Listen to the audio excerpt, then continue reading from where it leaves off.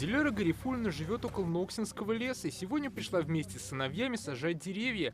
В их семье бережно хранят память о своем защитнике Родины. Мой дед принимал участие, был ранен в ногу, вернулся в 1945 году с победой. Сегодня сюда вместе с местными жителями для участия в акции «Сад памяти» приехали сотрудники администрации Раиса, Кабинета министров, Госсовета, Минлесхоза и волонтеры. Как минимум это улучшает экологию, да, но посыл здесь немножко другой. «Сад памяти» — это все-таки про патриотизм и как раз-таки в дань память о тех, кто не вернулся, 27 миллионов бойцах. И каждое дерево — это будет памятник нашим солдатам, которые защитили нашу свободу в годы Великой Отечественной. Это особая такая акция, которая в моей душе оставляет большой след. Потому что мои родственники, мой папа, они все участвовали в Великой Отечественной войне. Очень много погибших. Дядя родной Михаил Григорьевич Носов. Он прошел всю войну.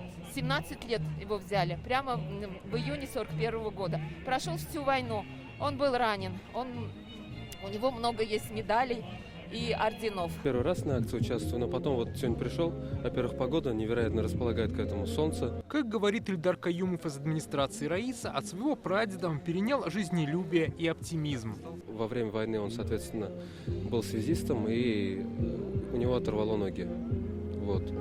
И он даже шутил, что где-то вот в районе Волгоградской области, когда будете проезжать, он говорил всегда: передавайте привет моим ногам. Несмотря на все свои трудности, всегда сохраняли оптимизм и вот какую-то силу духа. Собственно, мне кажется, во многом это для нас пример очень большой. Труд объединил и подружил всех участников акции. Многие, закончив работу на своем участке, приходили помочь другим. На склонах Ноксинского спуска высадили 300 саженцев сосны. Выбрали участки на склоне как раз. Сосна культура любит свет и нужна открытость. Я думаю, рядом с мягколиственными породами деревьев это будет хорошая такая атмосфера. Будем следить за ними и просим, конечно, всех горожан очень бережно относиться. Международная акция «Сад памяти» будет продолжена. В этом году в городах и районах республики планируют высадить 1,5 миллиона саженцев. Дмитрий Аринин, Адель Миндубаев, ТНВ, Казань.